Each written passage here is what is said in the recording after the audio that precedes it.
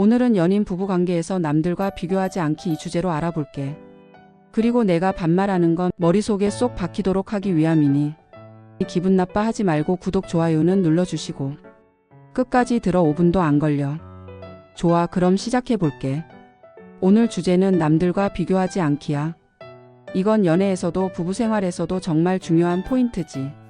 특히 상담실에 오는 사람들 중 절반은 이 비교라는 함정 때문에 괴로워하고 관계가 틀어지고 심지어 이혼까지 고민하거든. 내가 상담했던 한 부부 얘기부터 해볼게. 남편은 늘 피곤하다고 하고 아내는 늘 불만이었어. 왜냐면 아내는 친구 남편들이 얼마나 다정하고 돈 잘 벌고 여행도 자주 가는지 맨날 듣거든. 그걸 집에 와서 비교를 해. 우리도 제주도 한번 가자. 당신은 왜 그 사람처럼 표현 안 해? 나도 명품 하나쯤 갖고 싶다. 처음엔 남편이 그걸 맞춰주려고 애썼어. 여행도 한번 다녀오고 생일에 가방도 사주고 표현도 좀 해보려고 했지. 근데 사람 마음이 참 웃겨. 맞춰줬는데도 더 허전해지는 거야. 왜? 비교는 끝이 없으니까. 친구가 이번엔 해외여행 갔다고 하면 다시 그게 부러워지고, 다른 친구 남편은 승진했다고 하면 또 불만이 올라오고, 결국 남편은 지치고 아내는 더 외롭고, 관계가 싸움판으로 변해버렸어. 이게 바로 비교의 무서움이야.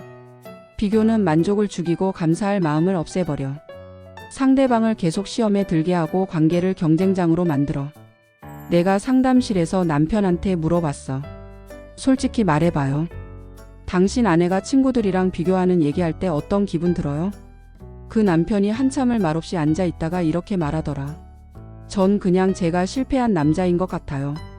아무리 해도 모자란 것 같고 점점 집에 가기 싫어져요. 그 말 듣는데 나도 좀 울컥했어. 비교는 결국 사랑하는 사람한테 넌 부족해라는 메시지를 계속 주는 거야. 그게 쌓이면 상대는 주눅 들고 결국 관계에서 도망치고 싶어져. 근데 비교는 단순히 배우자한테만 하는 게 아니야. 스스로한테도 하잖아. 내 나이에 저 사람은 저렇게 사는데 나는 뭐하고 있지? 다른 부부는 저렇게 웃고 사는데 우리는 왜 이렇게 싸우지? 이런 생각이 하루에도 10번씩 올라오지. 그럴 때마다 스스로를 깎아내리고 상대방까지 깎아내려.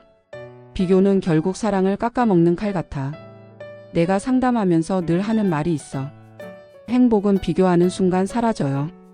실제로 부부 중 한 사람만 비교를 멈춰도 관계가 회복되는 경우 많아. 예전에 50대 부부가 왔는데 아내가 맨날 우리 남편은 돈도 못 벌고 매력도 없어 이러면서 울었어. 내가 그 아내한테 미션 하나 줬지. 남편이랑 다른 집이랑 비교하지 말고 오늘 하루 남편이 해준 것만 세어보세요. 그랬더니 그 다음 주에 와서 이렇게 말하는 거야. 생각보다 많이 해줬더라고요. 차도 데려다 주고 라면도 끓여주고 전기 고장도 고쳐주고. 그 작은 것들을 세다 보니 감사한 마음이 조금씩 생기더래. 그러니까 남편도 변하더라. 표정이 밝아지고 대화가 늘어나고.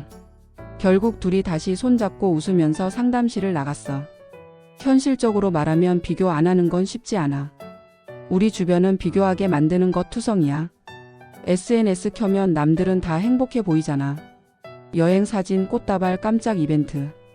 근데 그거 다 하이라이트만 모아놓은 거야. 그 뒤에 싸운 거, 울고 있는 거, 서로 서운해한 건 안 올리잖아. 남들 껍데기 보고 내 속을 갈아엎는 건 진짜 어리석은 짓이야. 그걸 멈추려면 먼저 인정해야 돼. 나 지금 비교하고 있네. 그리고 그 비교가 내 관계를 망치고 있다는 걸 직시해야 돼.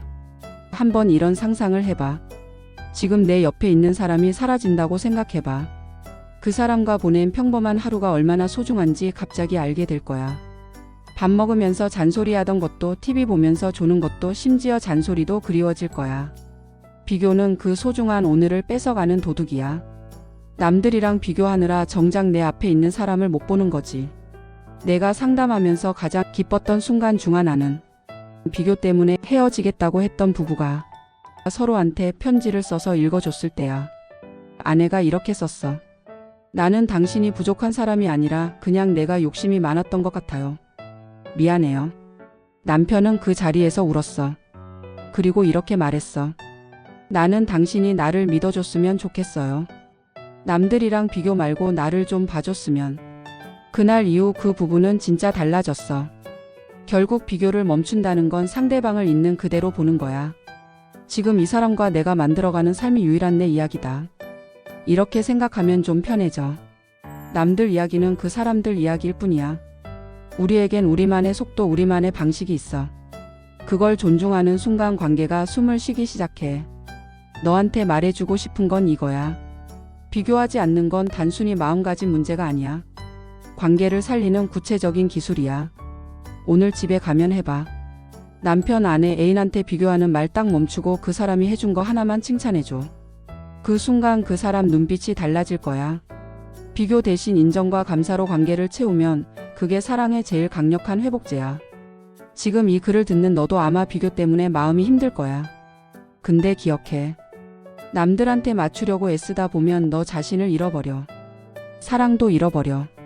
비교 멈추는 순간부터 너는 너답게 살기 시작하는 거야. 그게 결국 너도 살리고 관계도 살리는 길이야. 오늘부터 남들과 비교하지 말고 있는 그대로의 너와 내 사람을 바라봐. 그게 진짜 사랑이야. 알겠지? 깨달음이 있다면 구독, 좋아요 부탁해요.